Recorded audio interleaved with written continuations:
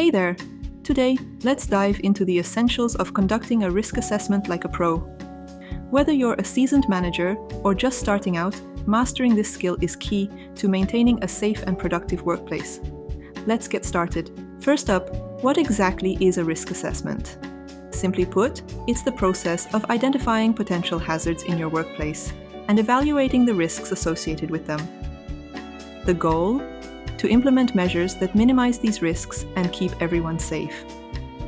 So how do you get started? Step 1. Identify the hazards. Walk around your workplace and take note of anything that might cause harm. This could be anything from slippery floors and exposed wires to heavy machinery and hazardous substances. Remember, a hazard is anything that has the potential to cause harm. Next, it's time for step 2. Determine who might be harmed and how. Think about your employees, contractors, visitors, and even members of the public. Consider how they might be exposed to each hazard and the potential consequences. This will help you understand the severity of each risk. Step 3 involves evaluating the risks and deciding on precautions. This is where the hierarchy of controls comes into play. There are 5 levels in this hierarchy: elimination, substitution, engineering controls, administrative controls, and personal protective equipment, PPE.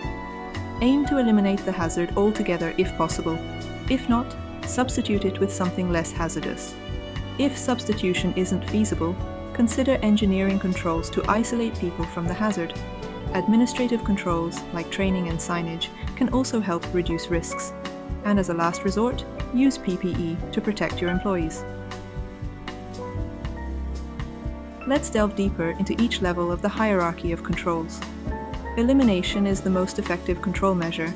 It involves completely removing the hazard from the workplace.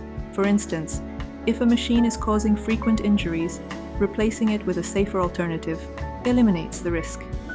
Substitution involves replacing a hazardous substance or process with a less dangerous one. For example, using water-based paints instead of solvent-based ones reduces exposure to harmful chemicals. Engineering controls are physical changes to the workplace that reduce or eliminate the hazard. This could include installing safety guards on machinery or improving ventilation systems to reduce exposure to harmful fumes. Administrative controls involve changing the way people work. This includes implementing safety protocols, providing training, and using warning signs to alert workers to potential hazards. Personal protective equipment, PPE, is the last line of defense. It includes items like gloves, helmets, and safety glasses that protect workers from hazards that cannot be eliminated or controlled by other means. Moving on to step 4, record your findings. Documenting your risk assessment is crucial for accountability and future reference. Make sure to include details about the hazards, the risks they pose, and the control measures you've implemented. This record can also serve as a valuable training resource for new employees. Finally, step 5. Review and update your risk assessment regularly. Workplaces are dynamic environments, and new hazards can emerge over time. Schedule regular reviews to ensure your risk assessment remains up to date and relevant. Also, review it whenever there are significant changes to your operations, like new equipment or processes. Conducting a thorough risk assessment not only helps you comply with health and safety regulations, but also fosters a culture of safety within your organization. It demonstrates your commitment to the well-being of your employees and can even boost morale and productivity. So, there you have it. By following these steps and utilizing the hierarchy of controls, you can conduct a risk assessment like a pro.